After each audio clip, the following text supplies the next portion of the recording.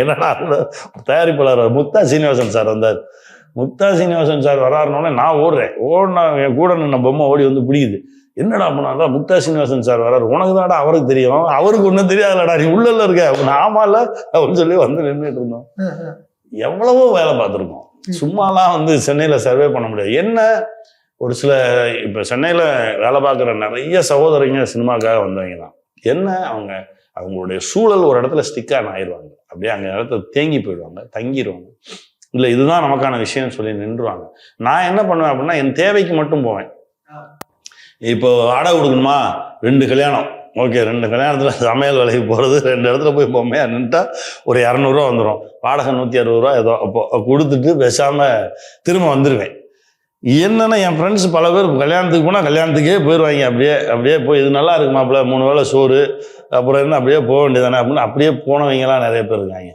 நம்ம எதுக்கு வந்தோமோ, நம்ம எதை தேடிக்கிட்டு இருக்கோமோ அதை பிடிக்கிறதுக்கு இதெல்லாம் சப்போர்ட். அப்படி தான் நான் பார்த்தேன். அப்படி தான் நான் நிறைய வேலைகள் பார்த்து ஒரு இடத்துல வந்து அப்படியே நிற்கும் போது வந்து நின்னேன். அண்ட் பழசா ஞாபகம் வரும் நீங்கள் சொன்ன மாதிரி, அதெல்லாம் அப்படியே ரீவைண்டாக போயிட்டு வரும். பழசு எதுவும் மறக்காமல் நீங்கள் ஒரு ட்ராவல் பண்ணுவீங்களா? ரீவைண்ட் பண்ணி கிருகிருன்னு சுற்றுறதெல்லாம் கிடையாது. ஒரு சில நேரத்தில் அப்படியே தோணும். இந்த இப்போ கோடம்பாக்கத்தை கிராஸ் பண்ணும்போதெல்லாம் பார்த்தா அந்த கவர்மெண்ட் ஸ்கூல் அந்த பிளாட்ஃபார்ம், கணபதி ஸ்கூல் பிளாட்ஃபார்மில் திடீர்னு ஒரு 12 மணி 1 மணிக்கு அப்படி போனோம்னா வண்டியை நிறுத்துறா அப்படின்னு சொல்லிட்டு ஒரு 5 நிமிஷம் அந்த பிளாட்ஃபார்மில் அப்படியே உட்காந்துருந்தோம்னா, ஏன்னா அங்கே தான் உட்காந்து பல கதைகள் பிறந்தது. அந்த பிளாட்ஃபார்மில் தான் நாடோடிகள் கதையே பிறந்துச்சு.